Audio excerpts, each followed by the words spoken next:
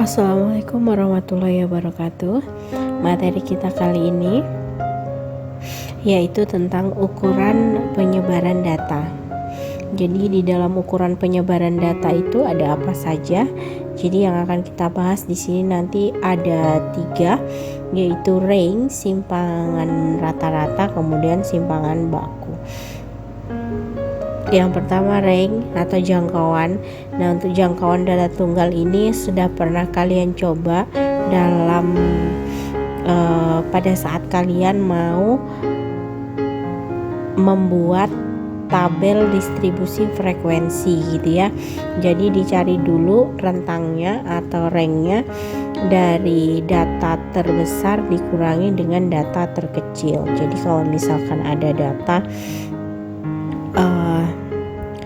3, 8, 6, 7, 10, 12, kemudian 16 gitu ya. Nah, maka di sini untuk mencari, ini kan datanya tunggal. Nah, untuk mencari range-nya kemarin apa? Data terbesar atau Xmax maksimal dikurangi dengan yang minimal. Minimalnya berapa? 3, maksimalnya 16. Maka 16 dikurangi 3 jadi 13. Jadi range-nya atau jangkauannya adalah 13 gitu. Lalu bagaimana untuk mencari jangkauan apabila datanya itu bukan data tunggal tapi data kelompok dan sudah disajikan ke dalam bentuk tabel distribusi frekuensi kelompok. Jadi ya, untuk jangkauan data kelompok, nilai tertinggi diambil dari nilai tengah kelas tertinggi dan nilai terendah diambil dari kelas yang terendah. Oke. Jadi disuruh mencari nilai tengahnya. Nilai tengah. Nah, nilai tengah dari kelas yang disajikan. Oke, untuk lebih jelasnya perhatikan ini. Misalkan datanya 3 sampai 5, frekuensinya 3, kemudian sampai seterusnya 18 sampai 20. Nah, dari sini kita akan mencari nilai tengah kelas yang terendah, kemudian mencari nilai tengah kelas yang tertinggi, kemudian dikurangkan.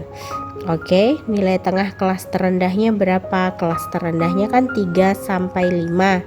Jadi 3 ditambah 5 dibagi 2 sama dengan 4. Ini nilai tengahnya. Kemudian yang tertinggi kelasnya berapa? Kelasnya yang ini. Berarti 18 ditambah 20 dibagi 2, 19. Kemudian untuk mencari range-nya atau jangkauannya, maka 19 dikurangi 4 sama dengan 15. Maka dari data kelompok ini kita bisa menentukan range-nya dengan cara seperti ini. Oke, selanjutnya yaitu tentang simpangan rata-rata. Ini sudah muncul simpangan rata-rata, rumusnya itu seperti ini. SR 1/N, N kalian sudah tahu pasti banyaknya data, kemudian XI dikurang X bar. X bar itu apa? X bar ini adalah rata-rataan hitung atau rata-rata. Nah, mencari X bar bagaimana? Jumlah semua data dibagi dengan banyaknya data gitu ya.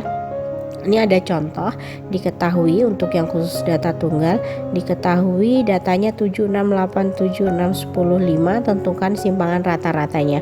Maka yang pertama kita lakukan apa? Kita mencari X barnya atau rata-ratanya, karena nanti akan digunakan dalam perhitungan. Nah, jangan lupa juga bahwa di sini tandanya bukan kurung biasa, bukan kurung kurawal, tetapi tanda mutlak. Artinya apabila nanti kita mengurangkan kemudian dia menghasilkan negatif, maka dia harus tetap positif karena tanda mutlak. Mutlak itu semua bilangan atau angka yang berada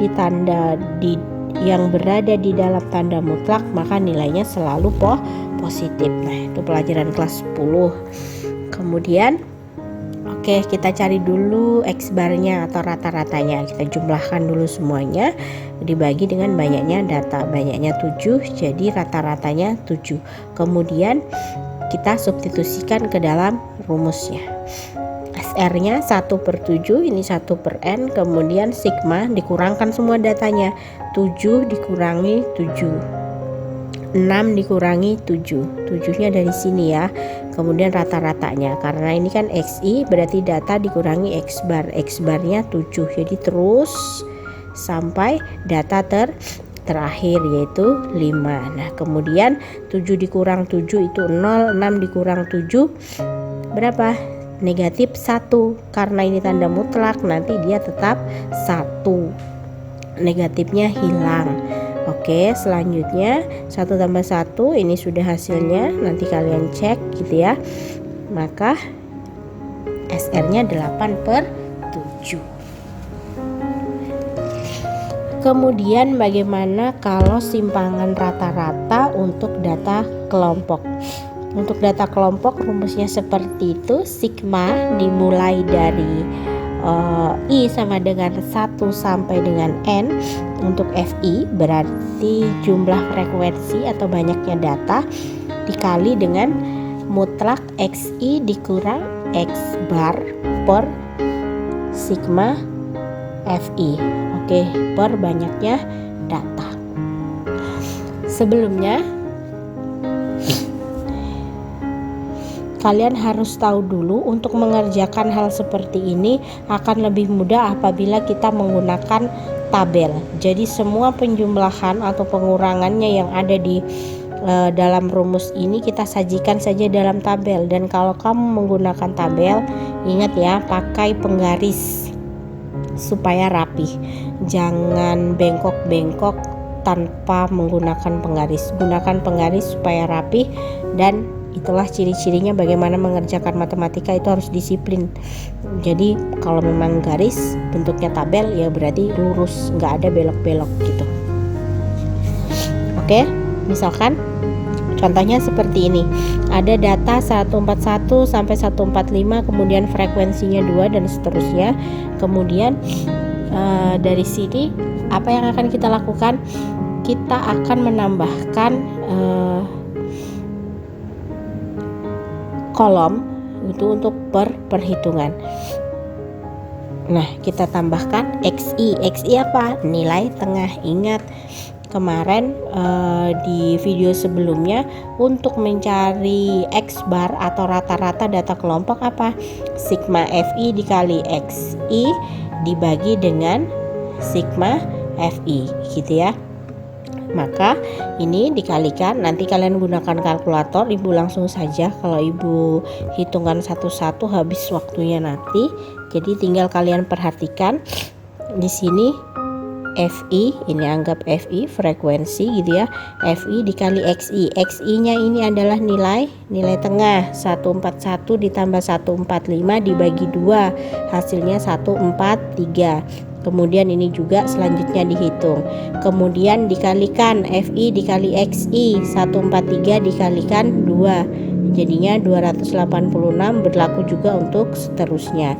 Maka setelah dapat ini kita cari X barnya. X barnya berapa? Jumlahnya, namanya jumlah itu berarti sigma.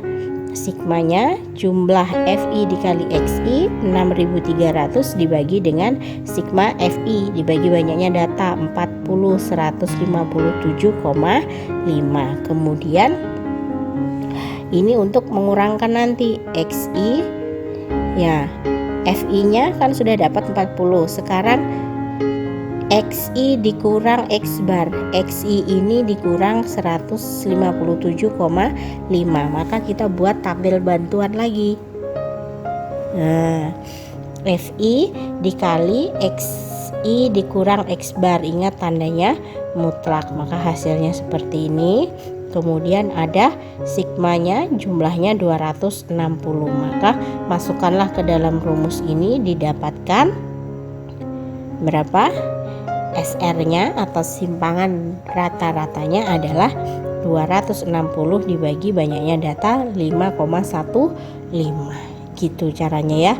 Jadi ibu ingatkan, kalau untuk data kelompok silahkan menggunakan tabel seperti ini, tambahan kolom-kolomnya supaya nanti memudahkan dalam perhitungan. Langsung diambil dari tabel seperti ini.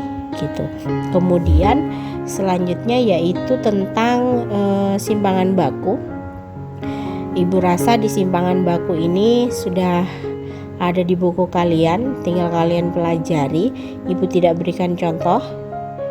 Nanti jika kalian mempelajari di buku atau di video yang lain kemudian kalian tidak mengerti, kalian bisa tanyakan kepada ibu.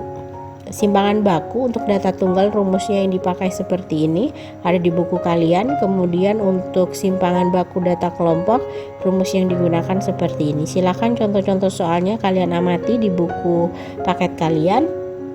Kemudian jangan lupa untuk mengerjakan latihan soal. Sekian penjelasan ibu kali ini. Assalamualaikum warahmatullahi wabarakatuh.